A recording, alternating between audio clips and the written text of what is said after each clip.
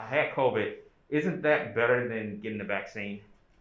Having COVID is not better than having the vaccine for three major reasons. First off, you have to survive COVID. About 2% of people don't survive it at all, and in certain risk categories, that number is much higher.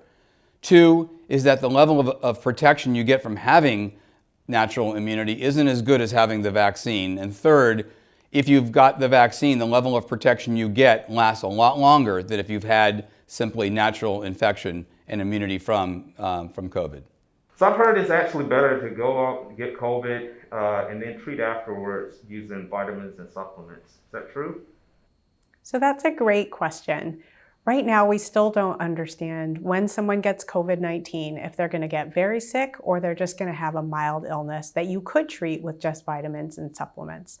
So we recommend that everyone gets a vaccination for COVID-19 to prevent you from getting sick in the first place. So if the vaccine works so well, why are there breakthrough infections? Right, so this vaccine, or the vaccines we have for COVID-19, are very safe and effective. But like with any vaccine, it's not 100%. And so there will be cases and times when individuals who are fully vaccinated will become infected and actually get symptomatic disease. And that's expected.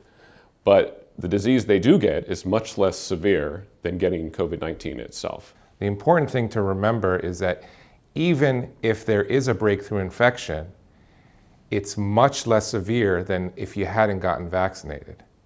And guess what? These vaccines are more than 90% effective. That's better than most vaccines we have out there. And I played sports growing up, so if you think about a quarterback with a passer rating of greater than 90%, or a basketball player with a free throw percentage greater than 90%, that is amazing. That's somebody you're going to want to have on your team all the time. So I've had COVID. Should I wait to get the vaccine? No, so if you've had COVID-19 and you've recovered from the illness, you should go ahead and get vaccinated. The reason is that we don't know how long immunity lasts from natural infection, and getting that vaccination helps boost your immunity so that you're even more protected going forward. So what happens if I don't get that second shot?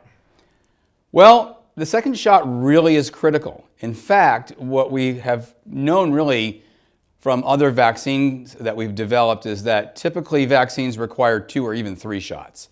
So if you get only that first shot, you get a little bit of protection, it's true, but you don't get the full deal. So, you know, it's kind of like buying a car without tires. You really want the full deal, you got to get the second shot. So I've read that doctors are curing people with ivermectin. Why can't I just do that? Well, I've used ivermectin a lot as an infectious disease doctor, but I've used it to treat people with worm infections, worms in their guts. If I have somebody with high blood pressure, I'm not going to treat them with a cancer drug or a drug for diabetes. It simply won't work. Plus, that drug will have certain side effects. So taking a drug that's meant for worms and trying to use it for a virus, by the way, we've tested that as well, even though we were pretty sure it wouldn't work. It simply doesn't work, and it's dangerous because it has side effects as well. So it just seems like the development of these vaccines are just way too fast. I just don't trust it. Why should I? So that is a really important question and a concern shared by many people across this country. The development of the vaccine did happen very quickly, and much more quickly than we're used to seeing vaccines be developed. The reasons for that are a couple. One, this vaccine didn't start a couple of months ago. The work that led into the development of this vaccine really started years and years ago with scientists working on viruses similar to SARS-CoV-2, which is the virus that causes COVID-19. In addition, the US government really helped support our pharmaceutical partners to do a lot of the manufacturing for the vaccines before the vaccines were even ready. And the final piece is we were studying these vaccines in a time where there were tremendous numbers of infections with COVID-19. And when we test a new vaccine, we compare the number of infections in people who got the experimental vaccine to those who didn't get it. And so if nobody gets sick, we can't really tell, did the vaccine work or not? But when we have many, many infections like we did early on in the epidemic, it allows us to do those studies more quickly. Ultimately, the Department of Defense has confidence in the decision by the U.S. Food and Drug Administration that these vaccines are both safe and effective for our service members and their families. What is this vaccine made of? I've been kind of concerned with the safety. No, that's a great question. And I think it really became important because most people are used to vaccines that are made with what are called proteins. It's a standard flu vaccination that you might get. So the American people were really kind of surprised to hear about these mRNA vaccines. They were considered relatively new. The truth is, mRNA vaccines have been in development for well over 10 years. And it just was a perfect storm of that technology being mature enough to turn to COVID. And the exciting thing about mRNA technology is it's super fast to produce these vaccines. They're very safe. They can't give you the disease itself. They can be scaled up, and so billions of doses can be made. And the critical thing is we found out by doing clinical trials in tens of thousands of people and then following literally tens of millions of Americans right now for long-term safety, we know that these vaccines are not only effective, but they're safe. I heard the mRNA vaccines will give people autism. Is that true? You know, the COVID-19 vaccines have been perhaps more intensely monitored from a safety standpoint than any other vaccine to date because of how quickly they were distributed and how many people have taken them over such a short time. Despite all of that monitoring, there's been no evidence and no link between the COVID-19 vaccine and autism. We look at the effects of these vaccines in tens of thousands of people before we put them into the general population. Tens of millions of people have gotten the vaccine, and we've seen no higher rate of autism among people who have gotten vaccines. Millions and millions of dollars, millions and millions of records were looked at, studies were done, and again, we don't see any evidence that any vaccines cause autism, and particularly any of the COVID vaccines causing autism. If I get the COVID vaccine, will I catch COVID? So the vaccines that we currently have for COVID-19 can't give you COVID. Two of the vaccines have mRNA, which is really a recipe for the cells in your body to make a protein that is really just a piece of the protein that decorates the outside of the SARS-CoV-2 virus, which is the virus that causes COVID-19. That in and of itself can't give you an infection to give you COVID-19. What some people do experience after vaccines are aches and kind of a feeling of fatigue and sometimes even a slight fever. What all of those signs are really your immune system noticing that there's something that doesn't belong there. And those are the reactions that our immune system has both to a protein that's foreign as well as an infection. But it doesn't mean that you have COVID-19. Are there microchips in the COVID-19 vaccine? No, there's actually a lot of concern that I've heard about things in the vaccine, including microchips and toxins.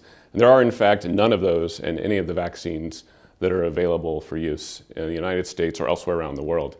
The FDA has very stringent criteria about what can be included in vaccines and how they are tested for safety and effectiveness. So again, there are no microchips or any other toxins in these vaccines. So a lot of people have been hearing that. And I think it probably comes from some of the words that we scientists use to describe the vaccines.